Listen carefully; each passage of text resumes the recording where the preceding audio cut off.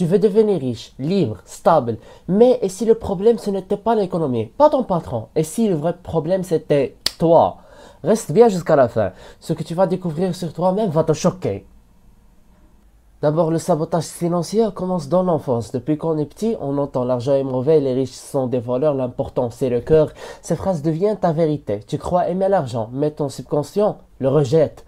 Tu veux savoir comment ton subconscient sabote ton compte bancaire? Regarde la suite. Alors, le paradoxe du rêveur fauché.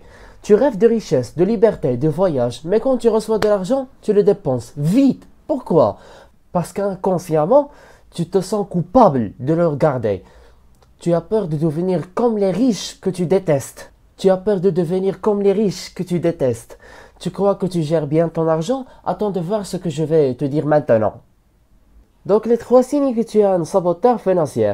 Premièrement, tu dépenses dès que tu gagnes.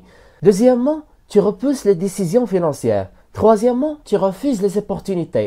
Par peur d'échouer ou de réussir. Oui, réussir te fait peur parce que ça te rend différent et seul. Tu veux savoir comment reprogrammer ton esprit pour attirer l'abondance? Accroche-toi. On critique le mensonge de la vertu de la pauvreté. On t'a appris que pauvreté est égale piété. Mais les plus grands prophètes, les savants, les bâtisseurs, n'étaient pas des misérables. Ils géraient la richesse avec foi et stratégie. Tu veux un exemple concret de richesse bénie? Le prochain passage va te bouleverser. Alors on détaille un peu l'histoire d'Abdurrahman ibn Auf, un des compagnons les plus riches des prophètes que la paix et la bénédiction soit sur lui. Il disait, je connais des jours où je ne savais plus où mettre mon or. Mais il était aussi un des plus généreux, pieux et aimé. Il était riche et proche de Dieu. Tu veux savoir comment toi aussi tu peux concilier foi et fortune? Continue, ça devient intense. Donc le lien entre ta vision de toi et ton compte en banque. Si tu te vois comme pauvre, incapable, indigne, ton cerveau trouvera toujours un moyen de confirmer cette image. Tu gagneras et tu perdras encore et encore et encore, car ton identité ne colle pas avec l'abondance.